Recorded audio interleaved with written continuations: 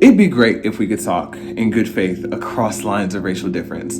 The problem is, many white people insert themselves into conversations they weren't invited to in the first place, and when they do, they show up in bad faith. Now, I tried patient, rational discourse with the white friends I couldn't keep for years, but I came to realize that they weren't seeking mutual understanding. When they said things like, I don't see what race has to do with that, or how is racism a factor, or whatever, they weren't asking me to explain these things to them. They'd already come to their conclusion about racial injustice, and they were just using some quasi-Socratic method to suggest that my perception of reality can't be trusted.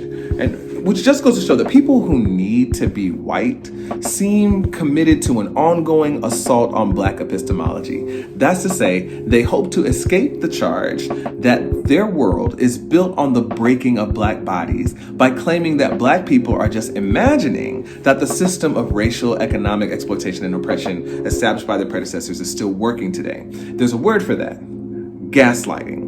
An abuse tactic where the abuser wants to get the target to doubt their perception of reality and accept the abuser's interpretation. And that abusive dynamic exists between groups, not just individuals. Gaslighting can even be systemic, which I talk a lot about in the book. Once I realized that most of the white opposition I received were really just attempts to gaslight me, I stopped taking their rebuttals and rhetorical questions so seriously. I don't think there's anything to be gained by going back and forth with people who only showed up to the conversation to tell you that you don't know the truth of your experience. And I think the best way to respond to racial gaslighting that pervades this anti-Black world is to organize for Black freedom through nonviolent struggle. And I actually got this idea from reading some of Gandhi's work. Gandhi called his method of nonviolence satyagraha, which means something like holding on to the truth. And I love that idea, that we respond to the big lies of empire, the biggest of them all being that all is well, through this kind of embodied resistance to oppression. That's what our predecessors did.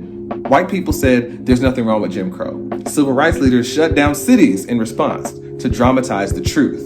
No debates. And this is why I try really hard not to engage the gaslighters in debates. And every time I get sucked into the back and forth with them, I'm kicking myself because I've come to realize that their opposition is a meaningless distraction.